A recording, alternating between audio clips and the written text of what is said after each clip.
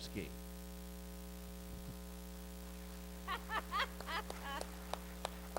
Senior Vice Minister of Economy, Trade, and Industry, Japan, the Honorable Teruhiku Mashiko. Former Minister of Trade of Canada and Canadian Ambassador to the WTO and Senior Fellow, International Center for Trade and Sustainable Development, Sergio Marchi. The rapporteur for this panel is the Special Counsel to Kelly Dry, John Herman. And now, Mr. Stokes. I'd like to welcome all of you to this, the last session of the first day of the Services Summit. I think you will agree with me that it's been a very stimulating and full and rich day.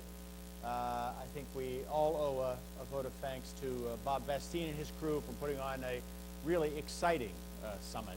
And one that hopefully will move this agenda forward in the months ahead.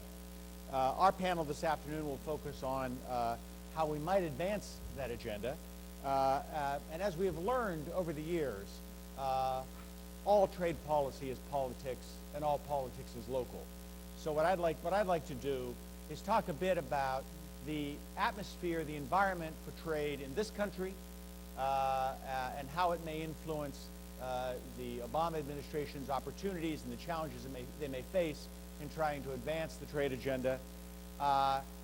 Contrary to the narrative that we all know and love, I'm going to suggest to you that, in fact, the trade environment in this country, the political environment for trade in this country, is actually better than it has been in the past, and even more counterintuitive, that the support among Democrats for trade in this country is now stronger than the support by Republicans, which creates a new opportunity for this administration.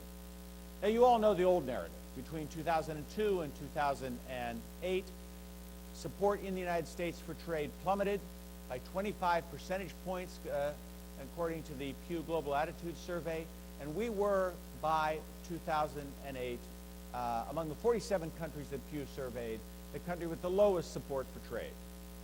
Moreover, majority thought that trade lowered wages, and most significantly from an economic point of view, they believed that imports raised prices for consumers, not lowered them, contrary to all economic theory.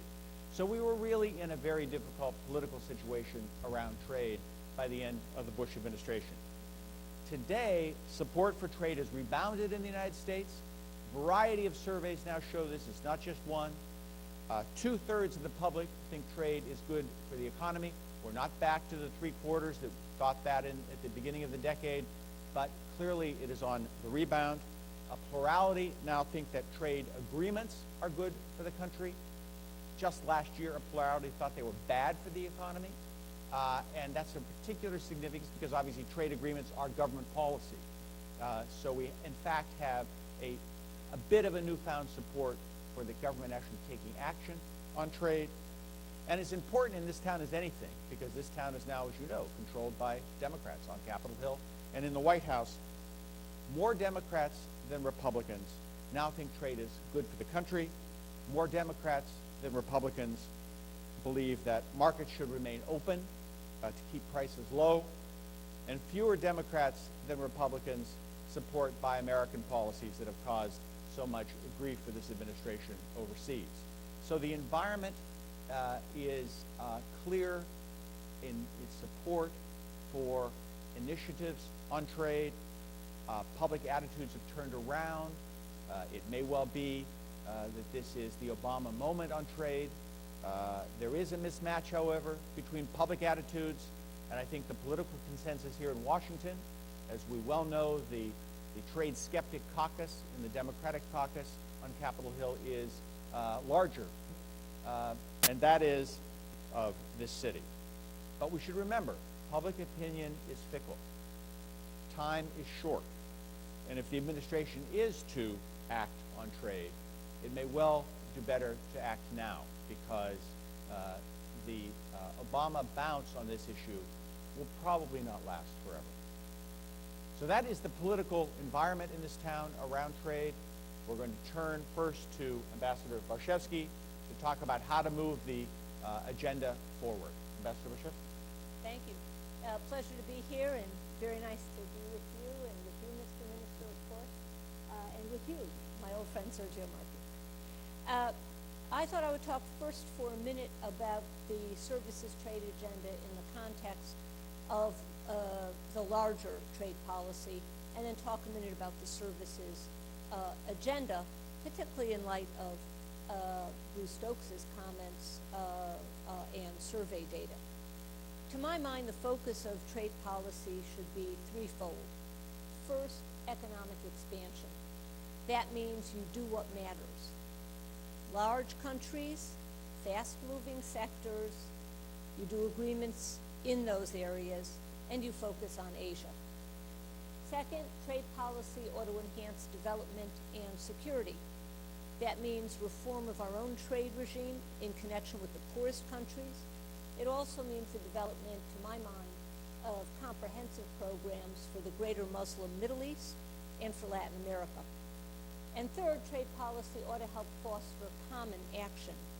And that means constructive engagement and responsibility sharing by the advanced developing countries.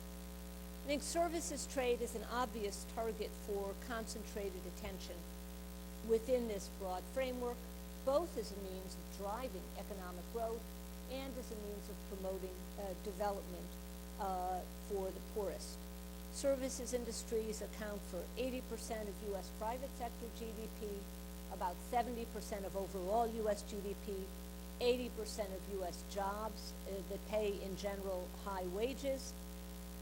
Services undergird the growth in the economy generally in many sectors. And the world is the most competitive, the U.S. is the world's most competitive supplier of services. And all of that is very good. Still, as an absolute matter, services of global, the U.S. market is maturing, meaning that future large pockets of growth are abroad in developing countries, likely not so much here. That means the services trade agenda is not only an important opportunity, but getting it right is a necessity for our own growth. Having said this, I think it's fair to say that the services agenda has had varying degrees of success over the years. So you start with the Uruguay round, which is now more than 15 years old, which basically set a very low baseline for services liberalization. It said, among countries, just stay where you are. Okay, that's a start, but stay where you are is not liberalization. Then in the 90s, we did sectoral services market opening agreements in telecommunications and in financial services. Liberalized. A number of countries engaged in autonomous services liberalization, particularly in connection with right of establishment. That is, allowing foreign companies to come into your market, set up a business, and supply services. And the reason for that autonomous liberalization was that it was user-driven. No big negotiation. Countries did it on their own because their local businesses wanted ready access to low-cost services infrastructure. Now we're back to the multilateral in Doha. And even the WTO Secretariat has said, based on the offers on the table now, that Doha is highly unlikely to deliver timely or meaningful services liberalization that will unlock and unleash a new block of services trade. So it seems to me, given all of that, and given the spotty record, one needs to think through what a comprehensive services agenda should be. And it seems to me there's four general thoughts that I can leave you with. But there are lots of ideas out there. It's going to be important, I think, for CSI to corral those ideas and knit together a robust